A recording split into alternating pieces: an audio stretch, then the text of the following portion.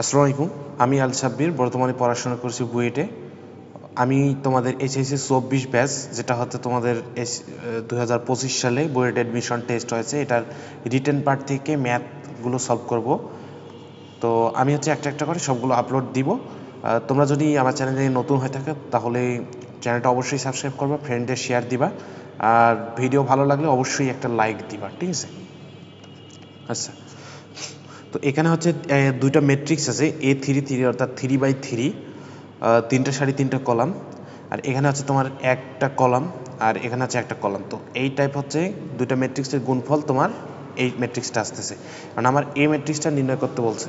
তো আমরা যদি কোনোভাবে এখান থেকে এ ম্যাট্রিক্সটা নির্ণয় করি, এ ম্যাট্রিক্সটা যদি নির্ণয় করি 3/3 যেহেতু, তাহলে আমরা ভক্তিগুলো নেই, A12, তারপর এখানে তোমার আসতেছে আচ্ছা A11। এগুলো দ্বারা কি বোঝায়? প্রথমটা হচ্ছে সারি, দ্বিতীয়টা হচ্ছে কলাম, ঠিক আছে? তারপর এটা হচ্ছে তোমার A12 অর্থাৎ 1 নম্বর সারি 2 নম্বর কলাম A13। দ্বিতীয়টা আমরা যদি ধরি A21, ঠিক আছে, অর্থাৎ 2 নম্বর সারি 1 নম্বর কলাম। এটা হচ্ছে A22 অর্থাৎ 2 নম্বর সারি 2 নম্বর কলাম A23, 2 নম্বর সারি 3 নম্বর কলাম। তারপর এখানে আসতেছে A31, A32, A33। তো এই টার্মটা, অর্থাৎ এইগুলো হচ্ছে তোমার প্রথমটা সারি নির্দেশ করে, দ্বিতীয়টা হচ্ছে কলাম নির্দেশ করে। তো এটা হচ্ছে তোমার ম্যাট্রিক্স ফার্স্ট ব্র্যাকেট দিয়েও লেখা যায়। তো আমরা চেনা পরিচিত রূপ থার্ড ব্র্যাকেট নিলাম, এক্স ওয়াই জেড। তো এই দুইটা ম্যাট্রিক্স যখন আমরা গুণ করব তখন আমাদের যেটা ম্যাট্রিক্স আসবে, result matrix X plus Y, X minus Y, 0, ঠিক আছে, এটা আসবে। তো এখান থেকে আমার এই ম্যাট্রিক্সটা এটা, কারণ আমরা যদি কোনোভাবে A11, A12 ভ্যালু বের করতে পারি তাহলে কিন্তু আমরা বের করতে পারবো। তো এখন দেখো, যদি ম্যাট্রিক্সটা গুণ করি, তো তোমরা আশা করি ম্যাট্রিক্সের গুণ নিয়ে সমস্যা থাকার কথা না। তাহলে এটা তোমার আসতেছে কত? A11x plus A12y plus A13z, ঠিক আছে। এরপর A21x plus A22y plus A23z, আর লাস্টলি তোমার এটা A31x plus A32y plus A33z, এটা আসতেছে। এটা ইকুয়াল কি লেখা যাচ্ছে দেখো তো? এইটা ইকুয়াল আসতেছে তোমার এক্স প্লাস ওয়াই, নিচে আসতেছে এক্স মাইনাস ওয়াই, আর একটা আসতেছে 0। তো এখন যদি আমরা ভক্তিগুলো তোমার ইকুয়াল ধরি, কারণ ম্যাট্রিক্সে তোমার ভক্তিগুলো সমান থাকে, অর্থাৎ দেখো দুইটা ম্যাট্রিক্স আছে এখানে, এই ভক্তি আর এই ভক্তিটা কিন্তু সমান হবে, কারণ দুইটা সেম ম্যাট্রিক্স। তাহলে আমরা কি লিখতে পারি? A11x plus A12y plus A13z equal হচ্ছে তোমার এক্স প্লাস ওয়াই।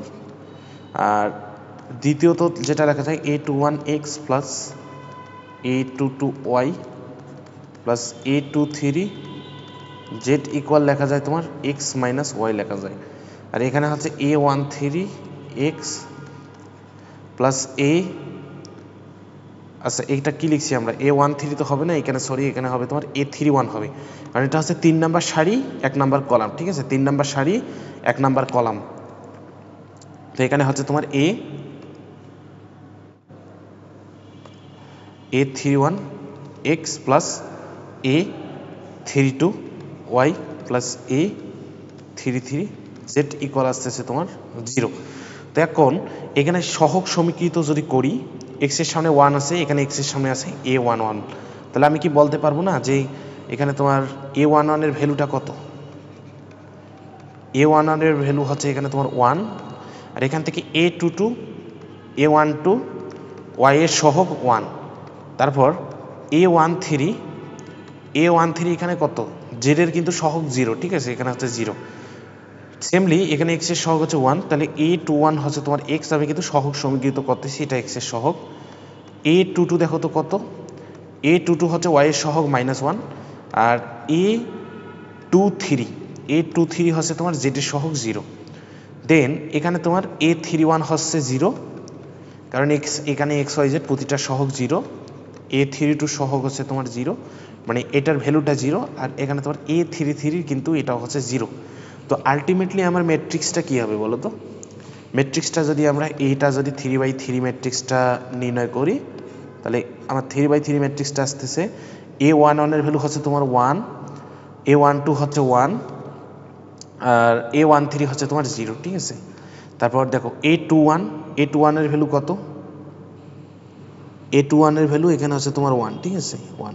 A21 এর ভ্যালু 1, আর A22 এর ভ্যালু হচ্ছে -1, A23 হচ্ছে 0, A31 এর ভ্যালু কত? 0 0 0, ঠিক আছে। তো এই হচ্ছে আমার কিন্তু অ্যান্সার। তো আশা করি তোমরা ম্যাথটা বুঝেছো, আর চ্যানেলটা অবশ্যই সাবস্ক্রাইব করো যদি তোমার ক্লাসগুলো ভালো লেগে থাকে। দেখা হচ্ছে নেক্সট ভিডিওতে।